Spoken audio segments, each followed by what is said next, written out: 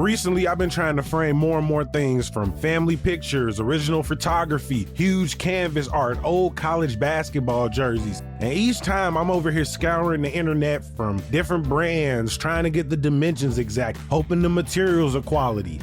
And that's where FrameBridge steps in and takes away all of the hassle. FrameBridge makes it easy and affordable to custom frame just about anything. You could design and preview your final piece online, schedule to ship your items or drop them off in person, and they're great for giving special gifts to friends and family. Visit framebridge.com or one of their local FrameBridge stores in Southport, West Loop, and River North to start framing.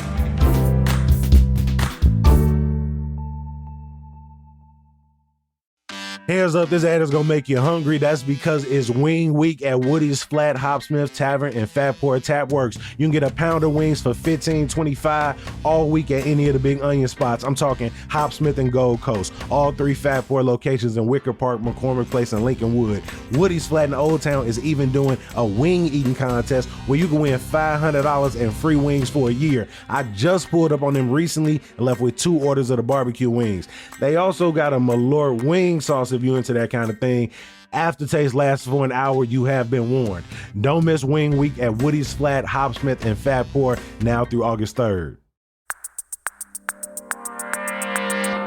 Today on City Cash Chicago. Look, I've been to the grocery store. I seen the prices and I need to know, why is everything so goddamn expensive?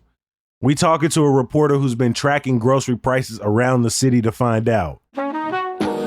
It's Wednesday, July 30th. I'm Jacoby Cochran, and this is what Chicago is talking about.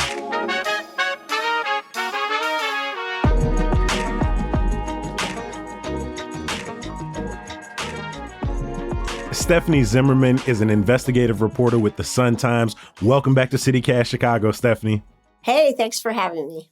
For the last few months, pretty much all of 2025, you and your colleague have been tracking grocery prices. Why did you all start tracking the grocery prices in Chicago? Yeah, so the idea came out of the election. Grocery prices were such a big thing in the last presidential election. Consumers were really feeling beleaguered by the time they headed to the polls. I think grocery prices, food prices were up about 28%. That was from like 2019 to 2024 when they were heading to the polls. And President Trump ran on grocery prices and immigration. Those were 2 of his biggest issues. And he promised that on day 1, he would get prices down for people. So after he won, we decided to test whether that was true. And we're going to keep going with this. We started in December. We do this on the first Tuesday of every month. So that was the first Tuesday after the election was December. The headline is that the prices by and large are not going down, and nobody is surprised by that if they've gone to the store lately. Most of the prices are either the same or they're going up. There's a few that have gone down, but largely that promise did not come true yet. There's this feeling that I have really clocked where I'll come home with a bill relatively in the same range, let's say like $150 to $180, and I'll just stand there with the fridge open and I'll just be like, there is less in this fridge than the last couple of times I spent this exact same amount of money. Oh, totally. How did you choose what you put in your cart? So what we did was we picked 35 items that are things that people normally buy. I'm not saying any one person buys all of these items, but they're very popular things. So we had some fresh things like milk, bread, eggs, fresh produce, meats. Then we had a lot of packaged things, and some of them are made by some of the biggest companies in America. So frozen food, coffee, candy, cookies, diapers, toilet paper, feminine hygiene products, toothpaste, deodorant, like all kinds of stuff made by such companies as Procter & Gamble, Kraft Heinz, Tyson, Nestle, Mondelez, Mars, Coke, General Mills, Unilever. Those are all companies that people interact with all the time. And I picked products that were widely available, and then I standardized the sizes. So when we're looking at Skippy creamy peanut butter, we're always looking at the same exact size of container. And then we picked 4 stores that together comprise like most of the supermarket grocery market in Chicago. So we picked Jewel, which is the biggest one in Chicago. They're owned by Albertsons. We also picked Mariano's, which is owned by Kroger. And then we picked Target and Walmart. How did you land on those 4 stores in particular? Well, those 4 stores will stock generally. They'll have the items that we're looking for in stock. There were some issues with Walmart. Each time I do this, like I go in person to Jewel, and then I also do online with Jewel because I kind of wanted to see if the online prices were going to be different from the in-person prices. And pretty much the online prices are the same. The exception is yellow onions. If you want to buy 3 pounds of yellow onions, you should always do it online because you'll save $1. But everything else was the same. And then I do online price checks for Mariano's, Target, and Walmart. I do it in an incognito browser, and I'm always searching as the same home store. So the same physical store, I'm like checking prices as if I were going to do an online order. Walmart, the one thing that we've had some issues with, the particular Walmart Supercenter that we're searching in Chicago, sometimes doesn't have things in stock. So in some cases, we didn't have data. But for the most part, we did have data. And definitely for the other 3 stores, all 35 items were always there. I've heard from a lot of readers that say, I go to Aldi or I go to Woodman's if I'm out in the suburbs, or Meijer, some of these other stores, because they could save money. We didn't do Aldi because Aldi is stocked with a lot of house brands. So they don't have everything that we're looking for, the Oreos and the M&Ms and all that stuff. So looking at the items you are tracking over the last few months, what's gone up the most in price? There were 5 products that went up at all 4 stores. We're checking not only the shelf prices, but we're also checking the sale prices. But right now, what I'm talking about right now, what we wrote about in the last story in the Sun-Times was just shelf prices. Okay. Because the sale prices vary, and you never know. On any day, you might be lucky or not lucky. And that's an interesting thing because sometimes you see like a sale that just comes out of nowhere, but what it's really doing is masking an increase in the shelf price. So they'll temporarily put it on sale, but what you don't see is behind the scenes, it's the shelf. You're doing a Lord's work, Stephanie. Yeah, I tell you what, it's a pain in the butt. But back to the shelf prices. At all 4 stores, we found 5 products went up across the board, and those are ground beef, Tropicana orange juice, the 12-pack of Coke in cans, the Always feminine hygiene pads, and the Degree men's antiperspirant. The ground beef has been widely reported that beef prices are up, and that's due to a lot of different things. There's been a drought the last several years. Herd sizes are smaller. The price of feed that the farmers feed the cows is up. So there's a lot of reasons why ground beef prices are up. Also, there's tariffs now that are threatened on Brazil, like very high tariffs. The tariff situation has been up and down, and now it's paused back and forth. But those Brazil tariffs, if they wind up being 50%, that could really affect the price of beef, because a lot of the beef that we get in the United States that we import, it comes from Brazil. And then up at 3 out of the 4 stores, Nathan's bun length hot dogs, peanut M&Ms, and Folgers ground coffee.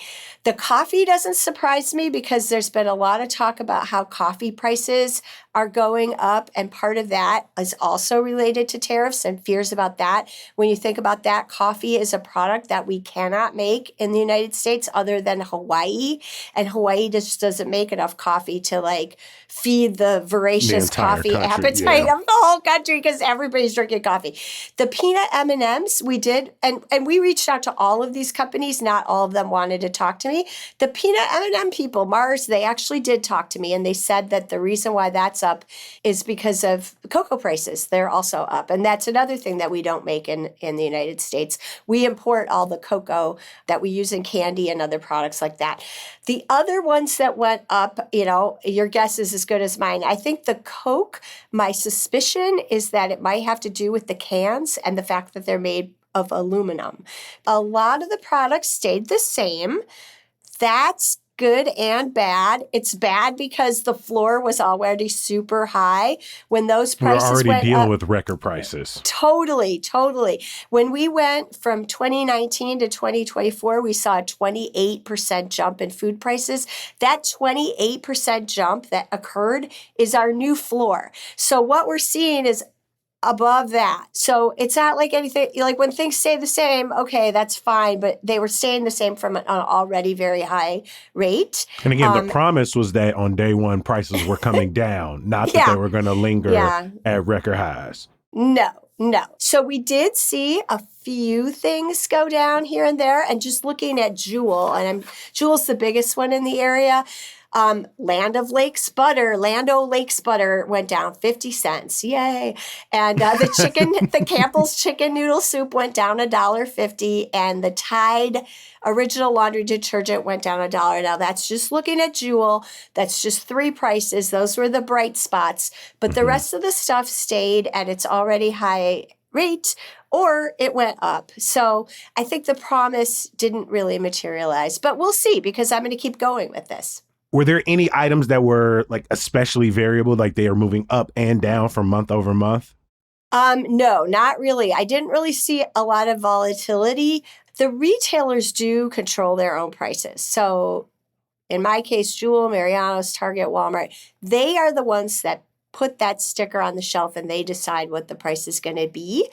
A lot of things factor into that, right? So the biggest thing that factors into it is what they are going to have to pay for it. So that's like what the manufacturer says this container of peanut butter is going to cost.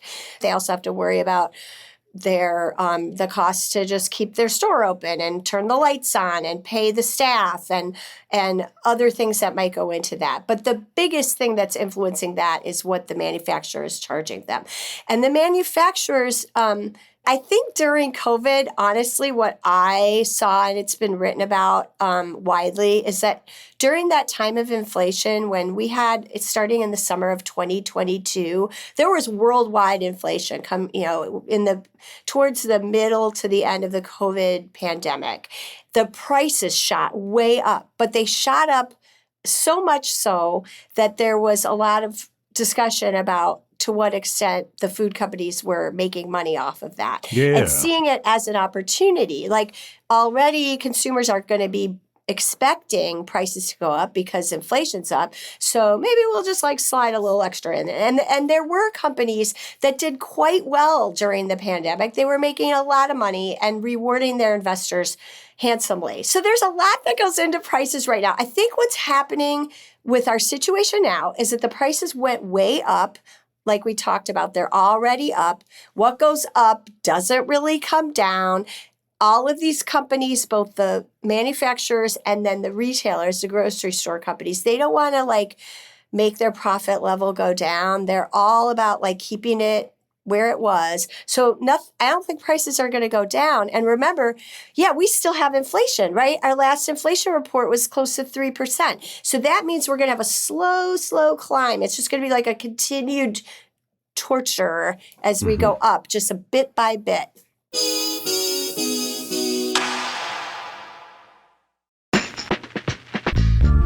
The Summertime Shot isn't complete without a little theater, if you asking me, maybe even a musical. And I've got one you definitely want to put on your radar. Parade is going to be at CIBC Theater August 5th through August 17th. Winner of the 2023 Tony Award for Best Revival of Musical, Parade is based on the true story of Leo Frank, the sensationalized media coverage of his trial, and the anti-Semitic tension surrounding a tragic conclusion.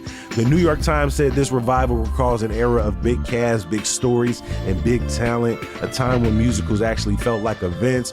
And you know how much we love an event in Chicago, dressing up, making a night of it, so that makes Parade a perfect addition to your summertime lineup. Don't wait. Get your tickets now at BroadwayInChicago.com for Parade at the CIBC Theater August 5th through 17th.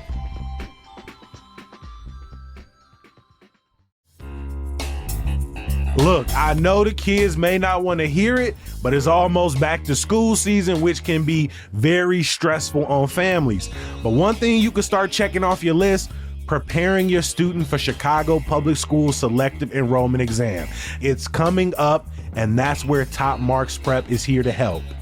Top Marks Prep was built by a Chicago tutor who saw what students really need: a structured study plan, plenty of practice, and a way to track their progress. Top Marks starts with a free diagnostic test, then creates a personalized study plan based on what your student actually needs help with. There's video lessons, targeted practice questions, and unlimited full-length mock exams, all tailored to the CPS exam format. That October exam is coming up faster than you think, so don't wait to prepare. Sign up today at topmarksprep.com/citycast and receive 15% off. Again, that's topmarksprep.com/citycast.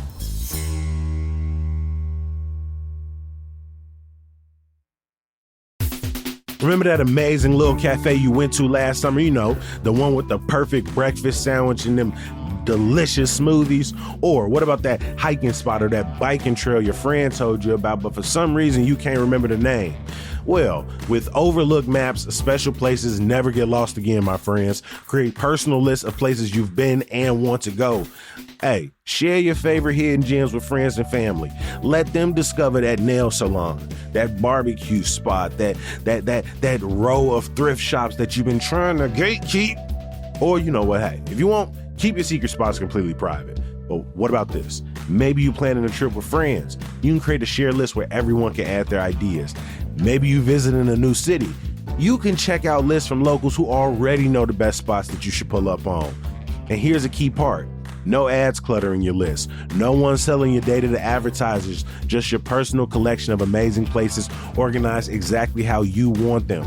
Overlook Maps. Collect, organize, and share the places that matter to you. Download free at overlookmaps.com. And you want a little bonus? Go to overlookmaps.com/Chicago to see some of our lists and great spots on a map and in your pocket. Your places, your way. We've rode from a pandemic, from empty shelves to massive supply chain issues to record inflation, ongoing inflation to a global trade war and new tariffs every other week. I mean, are these prices the new normal? Is the idea of groceries or furniture or utilities going down in any real way kind of out the window? Is that kind of like a pipe dream, like telling people you'll never raise taxes or something? Yeah, I know. It's kind of depressing. I don't want to bring everybody down, but like I talked to one expert for the story and his quote was like, cheap food is dead or something. He had a quote like that. He said the era of finding the dollar really, menu. Yeah. I mean, a double cheeseburger was $1. It's $6.30 now. And I think what causes consumers to really feel this keenly is that so many other things in their lives are getting more expensive. So, you know, if you're in the city of Chicago, your electric bill with ComEd, that's going to go up. That's been widely reported. Rents are up. I mean, other things in your life are more expensive. Insurance is another thing that's up. Everybody's complaining about their car insurance going up, and if they're a homeowner, their homeowner insurance is going up. So I think people are kind of getting hit in a lot of directions. I think this tariff situation that we're in, it's so unsettled right now, and so many companies are trying to figure out like what is actually going to happen because at one point there was a tariff announced on China that I believe was 145%, which is completely insane. And that was put on pause. But can you imagine if all of a sudden, like the cost to import an item is almost 1.5 times the item? Like that just kills that importation right there. That was put on pause, but so many of these tariffs we're still waiting to find out. Can you remind people exactly what a tariff is and how that's going to apply? Because you're not going to look at your receipt and see necessarily tariff, even though some people have been getting emails when they purchase things internationally, maybe getting a bill later saying like, oh, the price is increased in the time since you purchased. But can you remind people exactly what a tariff is and how it's going to show up on their bills? Yeah. And it's funny because the politicians like President Trump, who's a big fan of tariffs, he will talk about, oh, it's so wonderful. We're getting money flowing into the United States from tariffs. The thing is, the tariffs are paid by whoever is importing those goods. So say I have Stephanie's sneaker store and my sneakers are made in Vietnam, where a lot of sneakers are made, and I'm importing a whole cargo load of sneakers, I'm going to have to pay a tariff like on that. And some of that, like I said, is still unsettled. But the thing is, Stephanie's sneaker company is not going to be able to absorb that. I can't. Maybe I'll try to absorb some of it because I don't want to pass all of it on to my customers.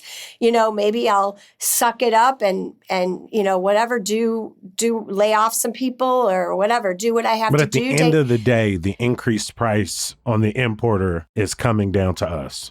100% goes on the consumer. Not 100% because maybe I absorbed a little of it, but maybe 90%, right? So there is no way in any scenario where you raise tariffs by that much and it doesn't impact the consumer. So earlier when I was saying like we're going to see it show up in things like electronics and clothing and holiday toys, stuff that's imported, it won't be written on your bill, but you'll see it on the shelf price as a consumer. You're going to see an increase in those prices.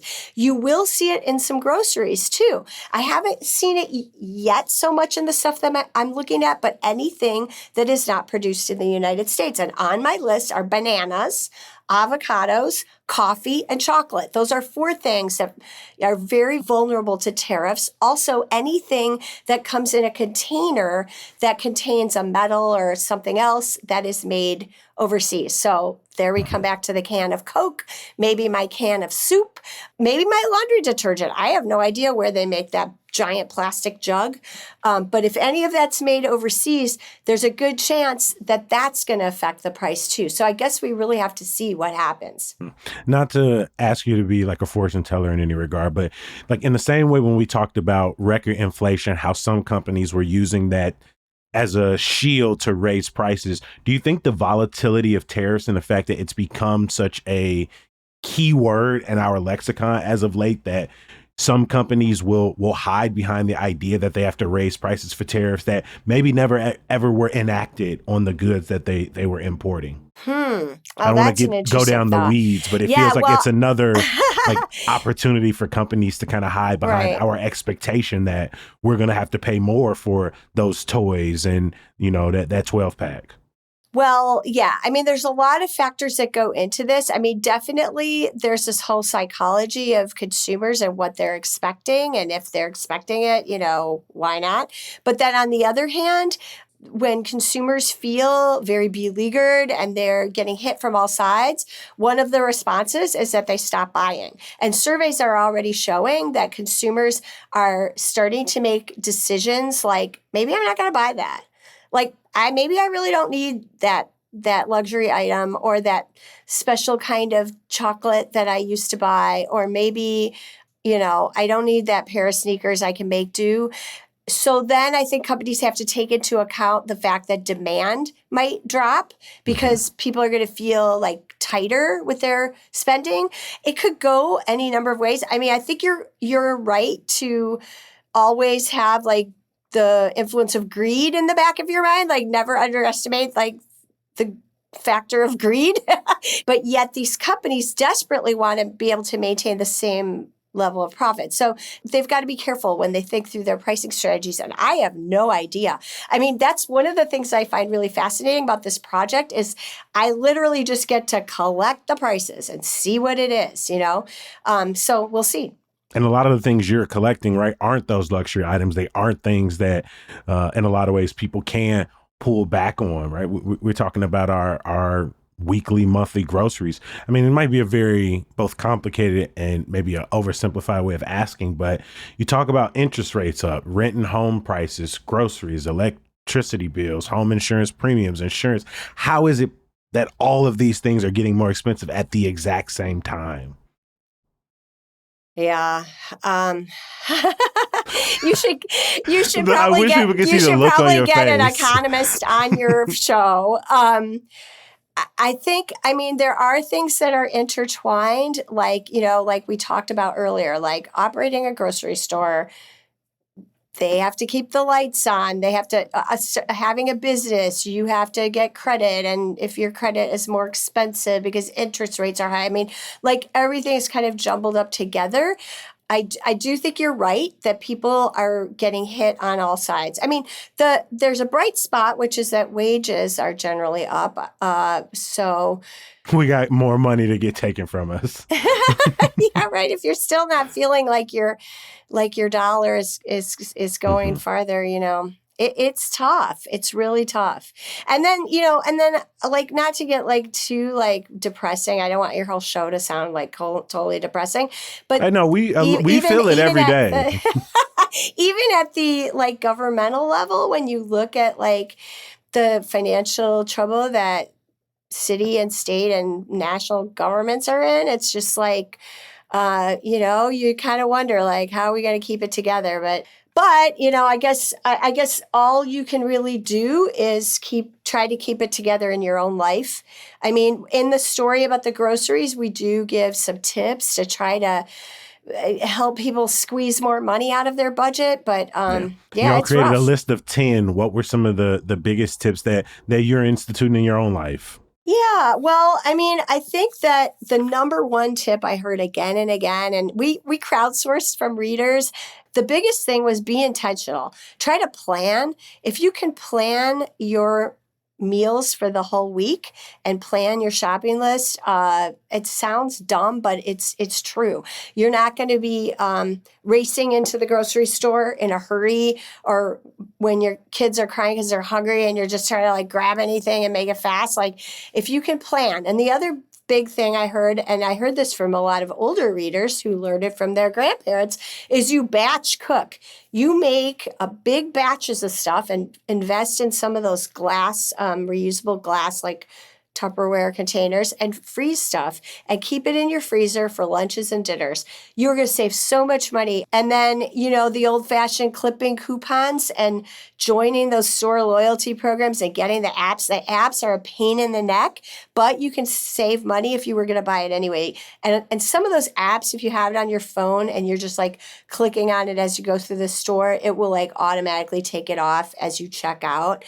I use the Target app. They also, you have to be careful because sometimes they like entice you to do something you wouldn't have done otherwise. But as long as it was something you were going to buy anyway. No. And sometimes the trying to shop online or get something through the app, it'll be out of stock because they really want you to come in store and spend that extra couple of dollars on things you wouldn't have bought if you were just being online. So that planning and being intentional is really important. I just went to the store just to grab like some N95 masks, and I came back with like a whole bunch of other things. Let me just say that. I came back with a bunch of stuff I didn't need. It was ridiculous. I went to spend $13 and I spent $75. And honestly, I'm lowballing it. I actually spent like $120. That's the worst. The worst are the end aisles or the special displays. That's where they put the stuff they want you to buy. Also, people have told me look high, look low, because sometimes there's products down at the bottom by the floor or up at the top. Private label products, that's huge. You can save about 25% by buying. And a lot of those they're like the store brand. So like, often really close to the original. That's where Aldi kind of like comes in. So they're not one of the four that I'm looking at because they're not selling the Tyson chicken nuggets that I'm looking for. But Aldi pretty much is a store that's just filled with like store branded items. And you can save quite a bit, if you're willing to do that. And I do that. The other thing that everyone said is that like so many consumers, they don't remember what things used to cost. And that's part of why I did this project, because I had this feeling of unreality. Like I'd be in the store and I'd be like, God, I'm sure like this thing I bought last time, I was sure it was like 50 cents less. But I don't know. I don't keep a running tally. I talked to one woman, she lives in Bronzeville. She keeps a spreadsheet of like all her things that she buys. Like, that's pretty smart. But she knows exactly what they used to cost. And so she knows if she sees something that's a really good deal and can beat that, and then she pounces. So I think if you have just a better kind of, and that goes back to being more intentional, try not to be in a big hurry when you're shopping, try not to be, doing it under duress, like be really smart about it. And then also, the thing that I get hung up on sometimes are these sales where it's like, buy 4, get one at 50% or something really convoluted, or you have to buy like some huge number to get two free or something. Sometimes those are a good deal. Sometimes they're not. You have to think carefully about whether you have a place to put all that stuff and also really whether it was a better deal or not. And that's where the unit prices come in. We all know about unit prices. They're on the sticker on the shelf. It'll tell you what the shelf price is per ounce, and then it'll tell you what the sale price is per ounce, and you can figure out. And the other warning is that sometimes the things that are called family size are not cheaper than the other one. You have to, again, look at the unit price. Like, how much is this costing me per ounce? And then I'll know if it's a better deal or not. I grew up in homes with moms and grandmas who hand wrote their grocery list, who hand paid their bills, who went through so many different Tribunes and sometimes looking for coupons. And yet and still, as I listen to you give me these tips, as I listen to the work you're doing to track across 4 stores, the prices for some very general items, I can't help but feel overwhelmed at just how tough it is to not only grocery shop with the high prices, but what it takes to be intentional about saving yourself as much money as possible. I mean, this should probably be a class. We should be teaching people how to grocery shop more effectively, because between the apps and every other part of this process, it feels more difficult than ever. Right. Yeah. And I don't want to make it like such a burden because it's something everyone has to do. I love that you mentioned your mom and your grandmother, because I sometimes am in the store and I have my mom in my head, like in my, like the angel on my shoulder. Like when I see that thing, like I came in with my list and I had like 3 things to get. And then I see that 4th, 5th, and 6th thing that I didn't really need, but it looked really tempting because it was in the special promotion. I will hear my mom's voice and she'll say, Stephanie, do you really need that? So moms and grandmas are smart. I literally stopped to get masks. And why do I have these $8 Tate's cookies on my desk, Stephanie? These lemon cookies, I didn't need them. And you didn't. $8 a pack. You need your grandmother's voice in your head. They're so good. They're so good.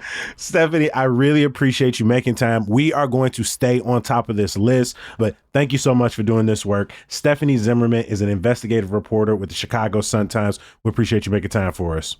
Thank you so much. It was fun. Thank you.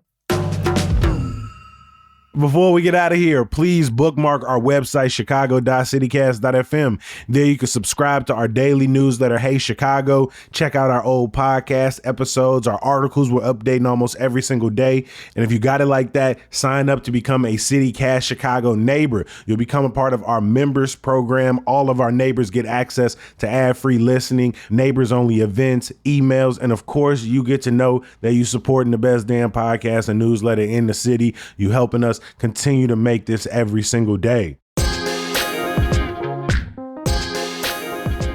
One more thing. Some good news. Join the Chicago Justice Center at UIC tonight for their summer series In Tandem Solidarity, where they're screening Audre Lorde's The Berlin Years. I'll drop a link for you in the show notes. As always, we appreciate you for listening and reading. We're going to be back bright and early tomorrow. We'll talk to you then. Peace.